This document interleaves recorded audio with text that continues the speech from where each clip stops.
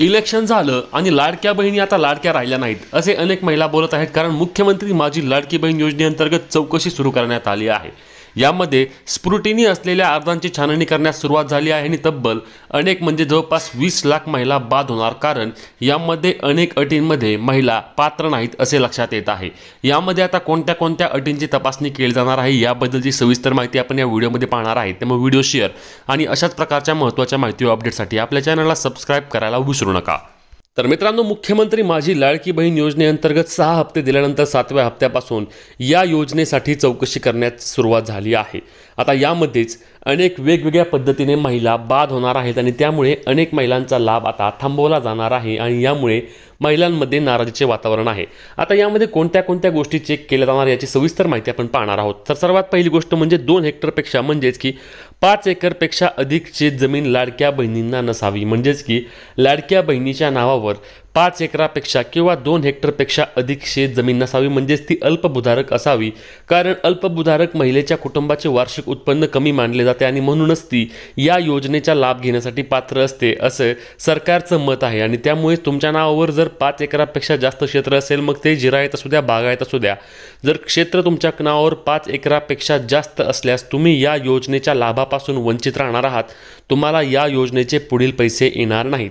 पुढची अत्यंत महत्त्वाची अट म्हणजे लाडकी बहीण म्हणजेच की लाभार्थी लाडक्या बहिणीच्या कुटुंबाकडे 4 चाकी वाहन नसावे, महिलेच्या नावावर नाही तर महिलेच्या कुटुंबाच्या। तर तुम्ही म्हणाल हे कुटुंबाच्या नावावर कसं समजणार, तर तुमची जे रेशनिंग कार्ड दिलं आहे त्या रेशनिंग कार्डवर तुमच्या कुटुंबातील सर्व सदस्यांची नावं आहेत आणि यावरूनच व्हेइकल ट्रान्सपोर्ट डिपार्टमेंटकडून राज्य सरकार आता डेटा मागून घेणार आहे आणि त्या डेटा थ्रू तुमच्या कुटुंबातील कोणत्याही व्यक्तीच्या नावावर 4 चाकी वाहन आहे का, ट्रॅक्टर वगळता कुठलेही 4 चाकी वाहन असल्यास तुम्ही या योजनेचा लाभ घेण्यासाठी पात्र नसणार आहे, तुमचे देखील पुढील पैसे थांबवले जाणार आहेत।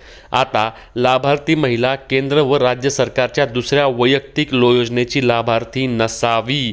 यामध्ये अनेक योजना येतात, ज्यामध्ये श्रावणबाळ योजना आहे, संजय गांधी निराधार योजना आहे, त्यासोबतच PM किसान सन्मान योजना आहे, नमो शेतकरी सन्मान योजना आहे।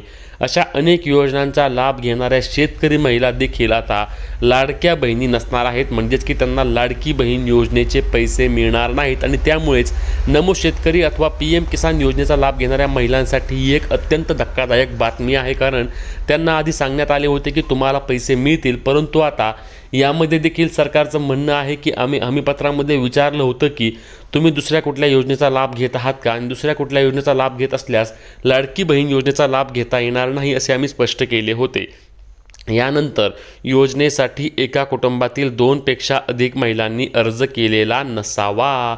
याचाच अर्थ काय होतं की तुमच्या कुटुंबातून लाडकी बहीण योजनेचा लाभ घेणाऱ्या फार ते फार 2 महिला पात्र आहेत। 2 मध्ये देखील 1 महिला विवाहित आणि 1 महिला किंवा मुलगी अविवाहित असणे आवश्यक आहे, तरच तुम्हाला 2 जणींना लाभ मिळेल अथवा तुम्हाला एकटीलाच लाभ मिळेल।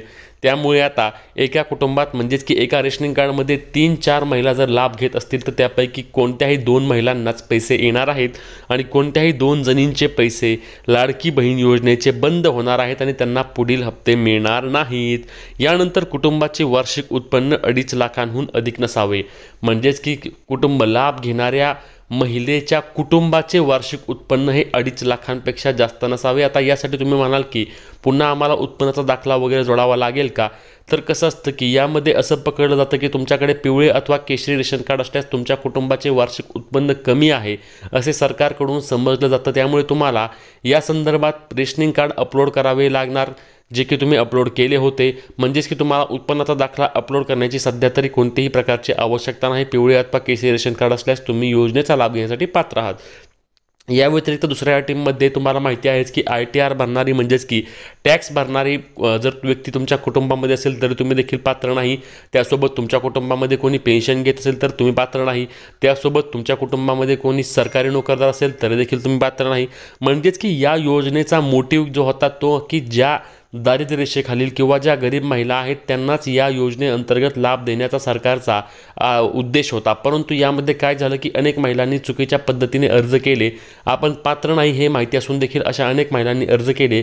त्यांच्याकडून कदाचित या योजनेअंतर्गत पैशांची वसुली देखील केली जाण्याची शक्यता आहे। त्याबद्दल अधिकृत अपडेट आपल्यासमोर आल्यानंतर तुम्हाला सर्वात आधी आपल्या चॅनलवर ही संदर्भातील सविस्तर व्हिडिओ येणार आहे।